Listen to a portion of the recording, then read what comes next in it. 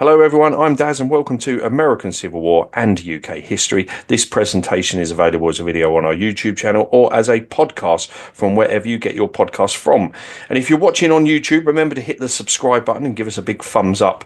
And to keep up to date with everything American Civil War and UK history, check out our website where you'll find blog posts, podcasts, and links to all of our social media pages.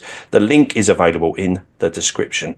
And joining me today is Kara Matos. Welcome, Kara. Hello. Today we're going to be talking about Tillie Pierce, a young girl who see the Battle of Gettysburg firsthand, and Kara is going to tell us a little bit about her story. But the most important question at first I ask my guests when they come on American Civil War and UK history for the first time is, what got you interested in the Civil War? Well, that's a good question, Darren.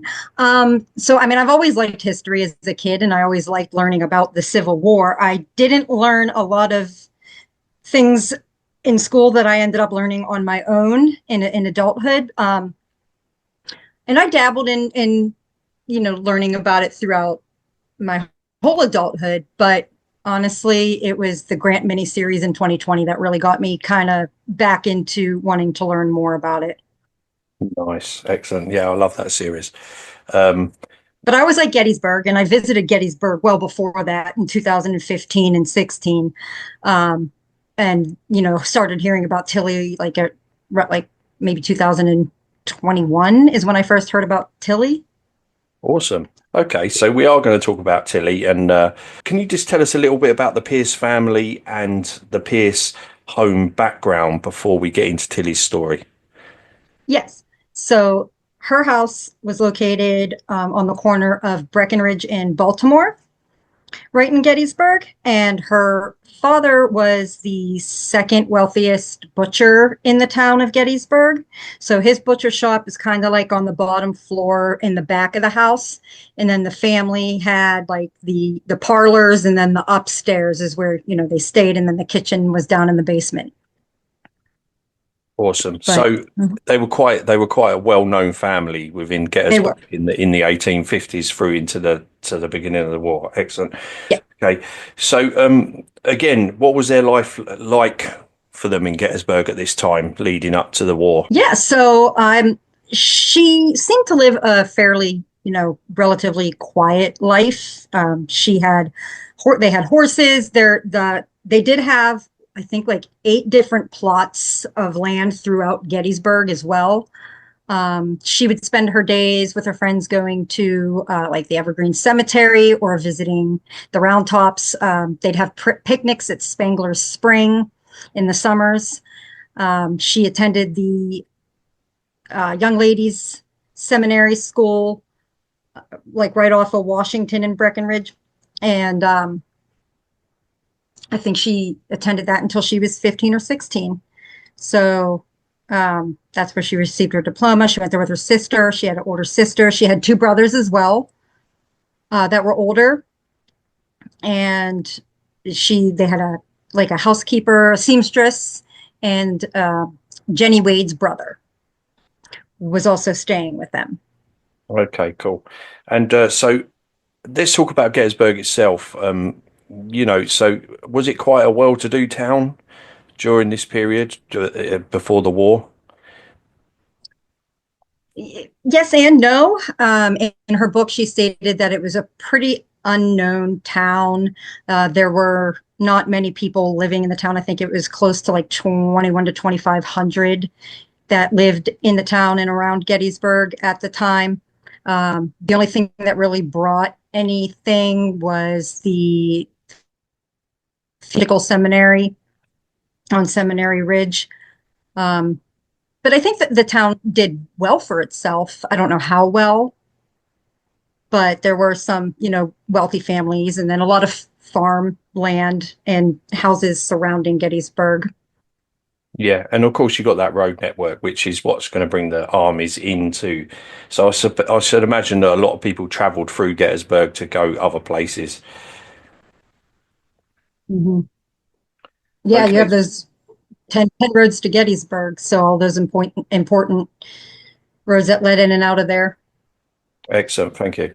And okay, so the battle does come on 1st of July 1863, and of course Tillie is gonna and her family are going to experience this firsthand, and everyone in town really. Did they have any warning Yeah. that the battle was going to come through Gettysburg? I think they kind of had an idea that something could have ended up, conjuring up, just because within the like weeks leading up to the battle, from what I have read, there, were different infantries and regiments that would pass through. And I think like on the 28th of June, some of them came in to like get any like horses, supplies, shoes, whatever they could find. And then they plan, we're supposed to just keep moving.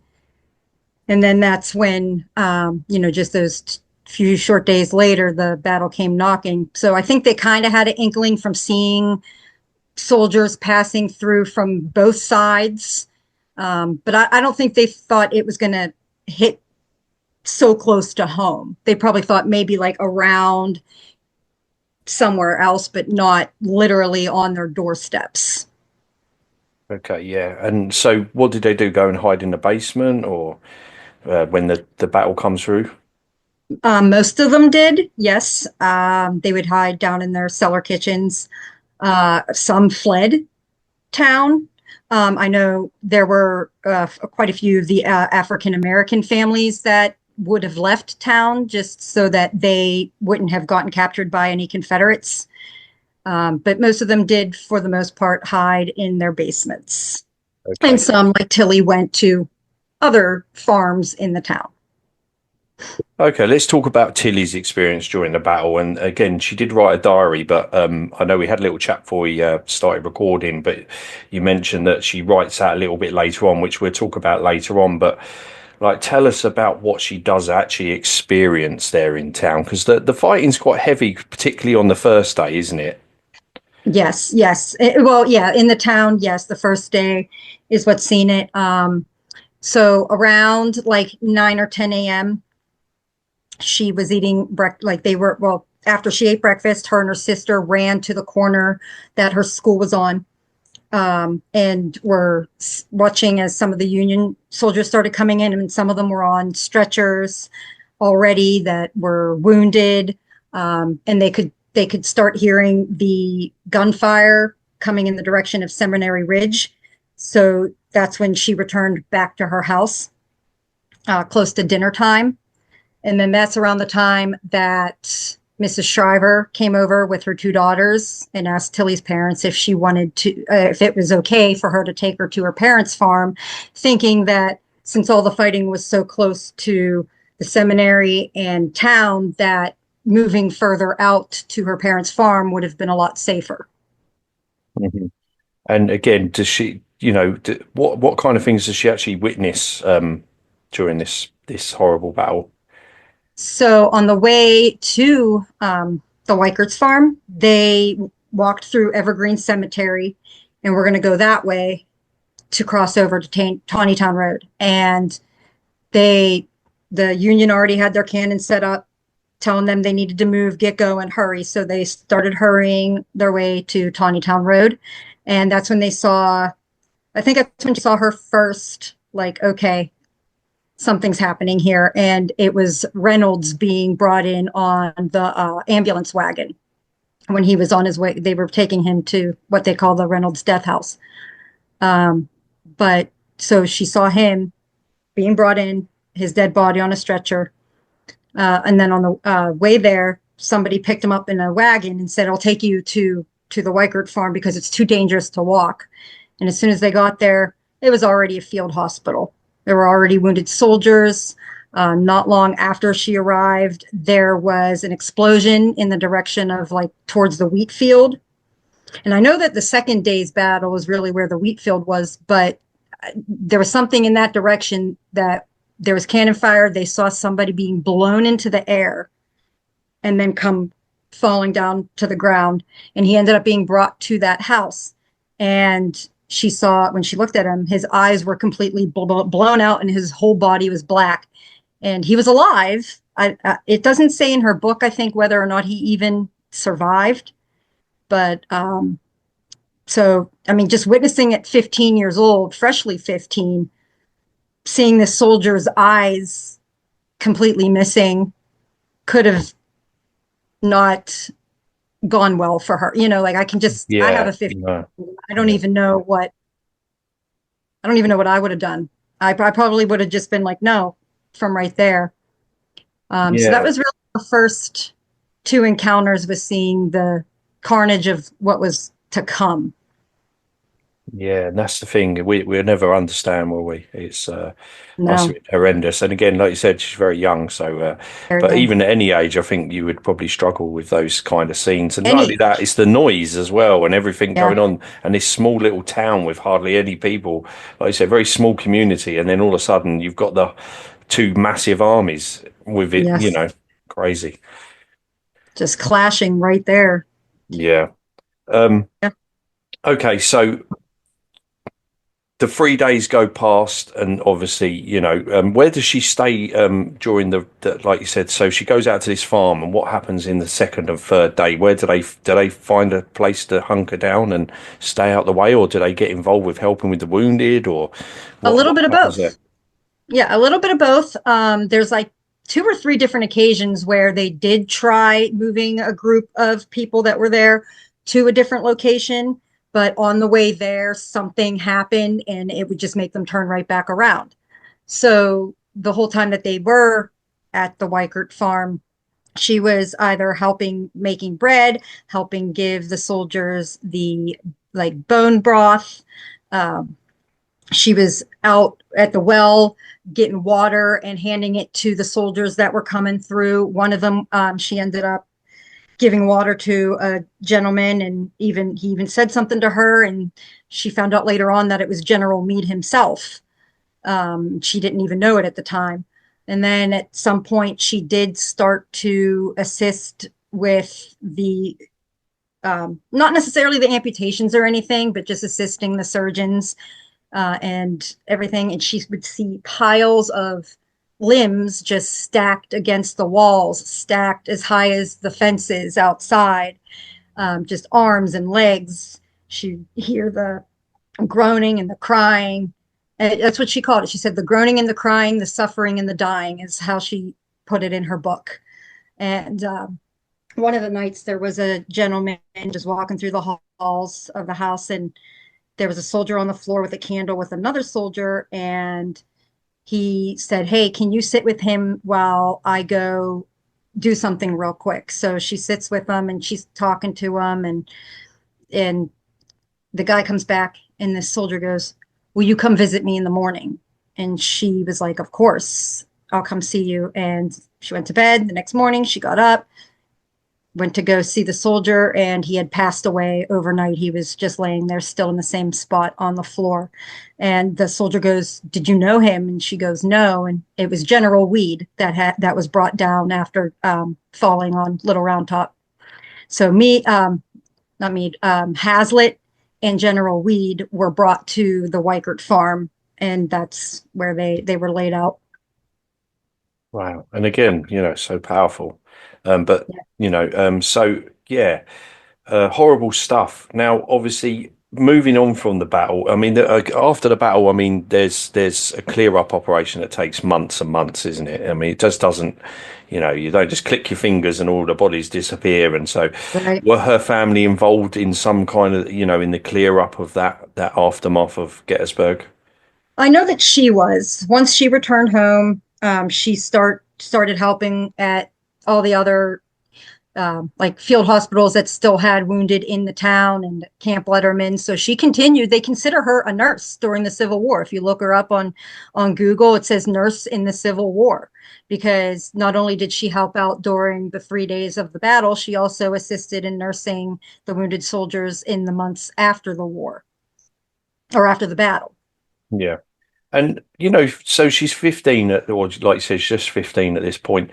How different are 15-year-olds in the 1860s? I know there's a massive difference, of course there is, but Yeah. to the modern day, Oh, are absolutely. they a bit more sort of grown up at that age or not? I think they were just built different. I don't know if they necessarily were any less. mature, and it also depended on your social stature as well, kind of like it does today, how you were brought up as well. So if she was more of a wealthy family, she probably had a little less time to be a kid, or maybe, and maybe had to grow up a little bit faster and act more refined. So I don't think that even she would have handled it better than some of even the other younger kids of her around her age back then, but definitely more so than the 15-year-olds, even adults today. She definitely was a different breed, because I know I wouldn't have been able to do it back then. No, But and I again, think most yeah. of them were like that. They Hmm. were just built different. And I think maybe seeing something like this made her grow up a lot quicker anyway. Unfortunate. But also, what was it like for girls during that period as well when it came to, like, I know you said that at the beginning she sort of went on to get a degree or went and studied and stuff. What was it like for women at that point, or girls in America, as far as education was concerned? Because I think it was sort of like more seen as, a man's world, wasn't it? You know? Yeah, very much so. But you know, girls of her wealth seemed also to be more schooled at that time as well than lower income families. So she had the access to go to the theological seminary for young girls and get that education, but it wasn't available to every child, every girl back then. Hmm. Okay, thanks for that. Okay, in November 1863, there's going to be a special visit by President Abraham Lincoln, one of my heroes, and he's going to speak the Gettysburg Address at the cemetery there. And so, do you know if Tillie was there, or if she's mentioned it in her diary or not? She did not mention it in her book, as far as I know, and I haven't been able to find anything on that. But it is an interesting question, and one that I want to find the answer on now. Yeah, definitely. I would imagine, she would have still been around in town at I that would time at imagine. 15. And, Mhm. I mean, it was quite a big occasion, wasn't it? So, I would I think the imagine whole she was town there. was there. Yeah. So, I think like you said, the whole town was there. And, it's yeah. just amazing. Now, I know every year you commemorate that, don't you, with Remembrance March, don't you? Yes. Excellent. We'll talk a little bit about that later, because it's quite a big thing, isn't it? Okay, what about Tillie's life after Gettysburg? And as you mentioned to me before we came on, that Tillie sort of got pushed into writing about her experience by her children, didn't she? So what kind of Did. life does she have afterwards? And does she marry? And as you said, I just said she had kids, but does she have kids? Where does she end up? So she ended up, I don't know how many years she did stay in Gettysburg. She didn't leave right away. She didn't get married until I think she was like 21 or 22. And she got married in the church right on Chambersburg, the Lutheran church, right by the circle there. And then, sometime after that is when her and her husband, Horace Allman, who was a lawyer, they moved to Selinsgrove, PA, which is like an hour and a half ish from Gettysburg. And that is where she is also buried with her husband in the Selinsgrove Cemetery. They lived in the governor's mansion, which is, from the last I read, it was a distillery. She did have a couple of kids. There's really not much information on her after adulthood into death, because I think she decided to live a quiet life after everything that she experienced in the town. I think one of the reasons why she might have moved out of town was, she would have still been close enough to her family, but maybe she just couldn't, she needed to get out of that town because of what she witnessed and stuff. But there's really not much on her. She's very quiet. She didn't necessarily even want to write her book. Her children encouraged her to write it, thought her story needed to be told. It was worth telling, and probably also because it would have been a little bit of a healing for Tillie herself to finally maybe get it out. Yeah. And what about her family? Do you know anything about what happens to them afterwards? Do they stick around in town, or do they move their separate ways as well? I'm not sure what happened to her brothers. Her sister, her older sister, Margaret, she didn't live very many years after the war. Her father had a house built for her that was right next door, that is between the Shriver house and the Tillie house. That was not there during the battle, but it was built for Margaret, but she ended up passing away just a few years later. And I think the parents did stay in that home and in that town. Yeah. And so she probably would have had to come back and visit every now and then anyway. But again, like you said, Yeah. if you've been through something like that, it's, you probably want to separate yourself from it. And also, I think when you think about, say, for instance, war veterans, you always hear the stories that they never talk about their experiences because what Mhm. they went through was so harrowing and so horrible. And that's probably the similar thing, isn't it? Yeah, absolutely. Absolutely. She held it in for so many years. Yeah. And Okay. So let's talk about the modern day. So now the Tillie Pierce house is a bed and breakfast, isn't it, in Gettysburg? it And is. I know you did work there for a little while, didn't you? Because you did some great social media Yeah, posts. thank Tell you. us a little bit about the inn and yeah. And of course, apparently they do ghost tours there as well. A lot of people book the bed and breakfast to do investigations and stuff. And I know that the ghost tours that are in the town, some of them do make that a stop right on the corner and talk about Tillie and her family a little bit. But it's a beautiful bed and breakfast. There are some original flooring still in the house, kind of in the butcher shop area where that was in one of the rooms. There's only one room downstairs, and it's the biggest suite. And then you have the living room and the dining room now, which they would have both been like the parlors back then. And then they had the basement kitchen, which I was able to go down there, and it was creepy. It was old and dark. It felt like it might have back then compared to the rest of the house. It was drastically different. But the upstairs has 5 rooms, and then there's the attic, but you can't go in the attic. It's just storage and stuff. But yeah, it's a great place. It's a great location. There's breakfast that's served, just like a small breakfast that's served every morning, and they have pastries and stuff all throughout the day. But it's a beautiful house. The window in the one room is where she looked outside and saw the Louisiana Tigers walking down Breckenridge Street. And I could just imagine what she was thinking, seeing them coming marching down that street. Yeah. Is that something you did yourself, stand in that window and imagine it I yourself? did. Yeah, Yeah. I think I made like a video or like a picture, and Yeah, I, you I have, did. Yeah. yeah. Yeah, no, but that's fantastic. I love it, But yeah, and I think next door there's another house, isn't there, of a family? Because when I visited Gettysburg in 2007, I did like a tour of and they had it set up like not next door, but a couple of doors up. I can't remember what the family's called now, but they had like a Well, the bar down Shriver. there. Yeah, that's the one. Hmm. Yeah, so I did a Yeah. tour of that. And I really, really enjoyed that because I like the real person's story of history, and I find that really interesting.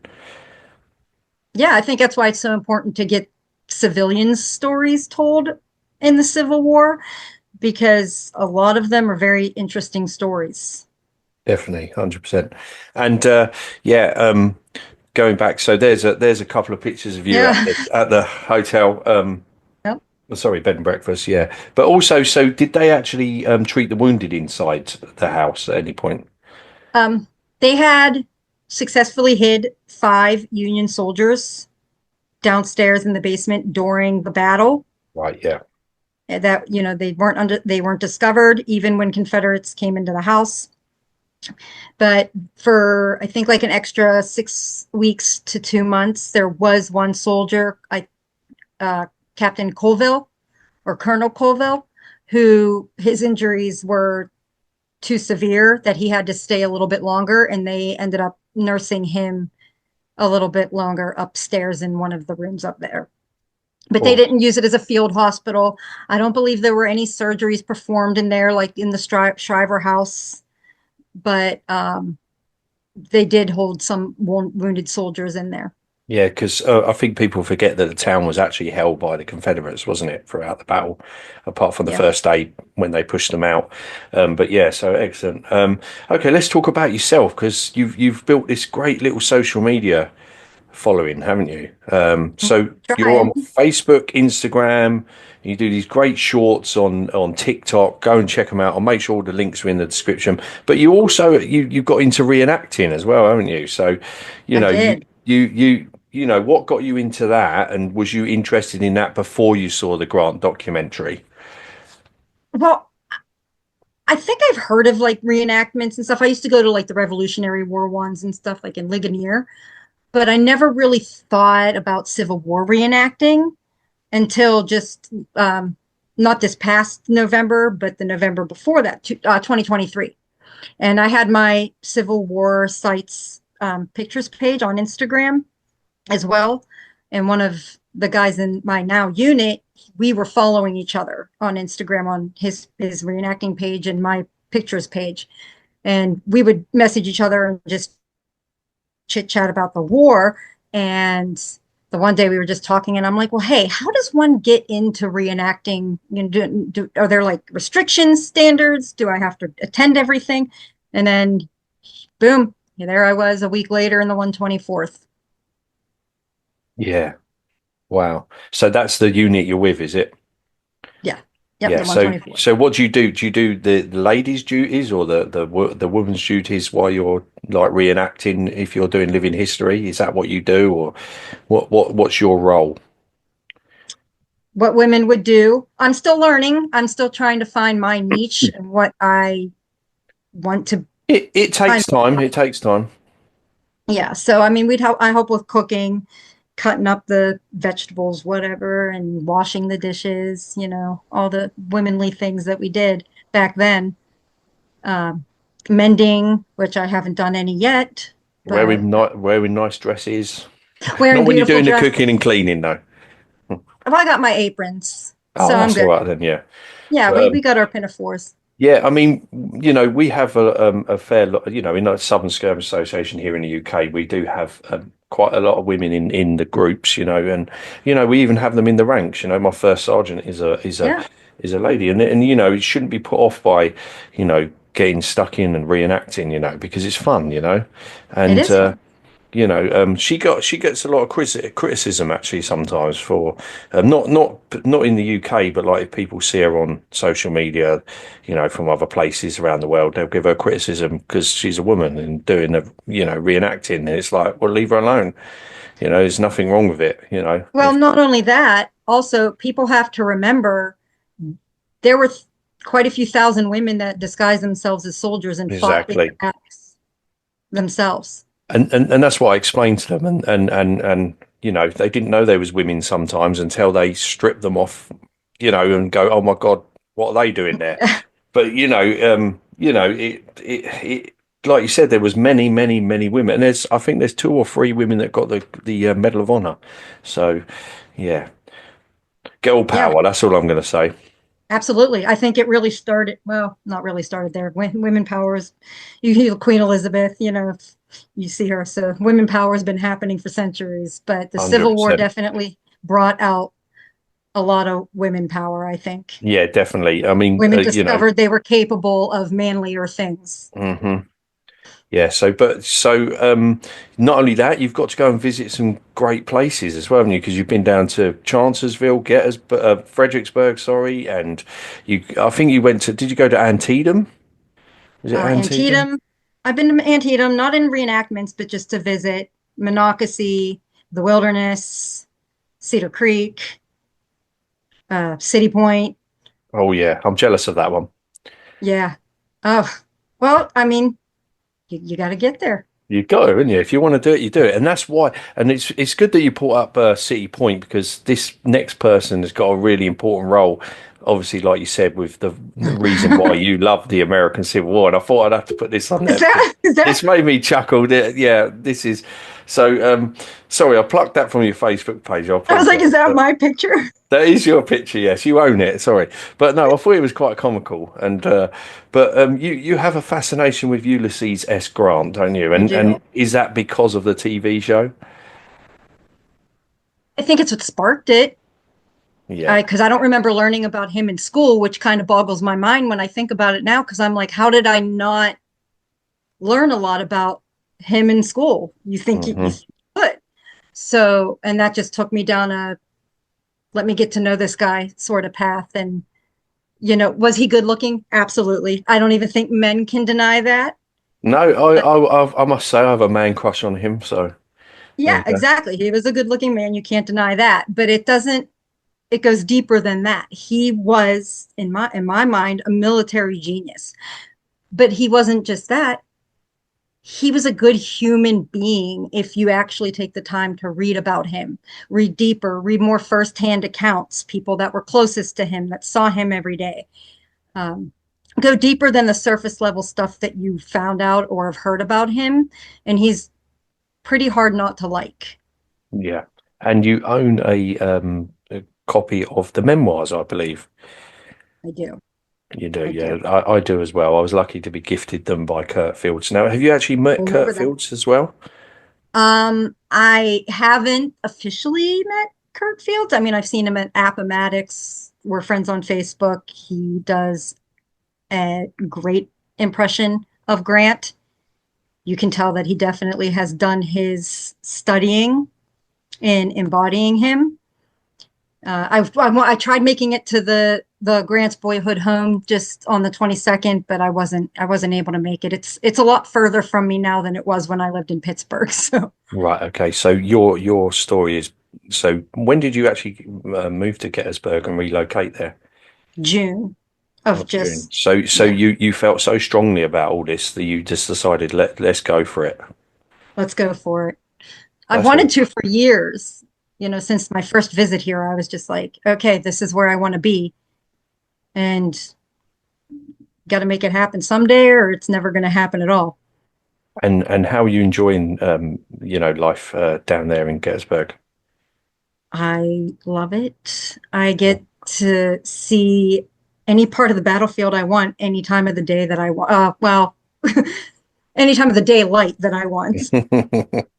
And just seeing it all through the different seasons and getting to sleep out on the battlefield during reenactments and just getting to literally walk in the footsteps of the people during the Civil War every single day is it's every day humbling for me. It keeps me humble every single day that I get to walk in all of these footsteps, no matter what battlefield I'm on. But getting to live on one of those major battlefields or near one of them is just doesn't get any better than that for me, at least. But I know, that's the 100%. history buff. Yeah. But you Yeah. understand. Yeah, I understand. I get it. I mean, Gettysburg is what got me into the Civil War as well. So I'm not jealous.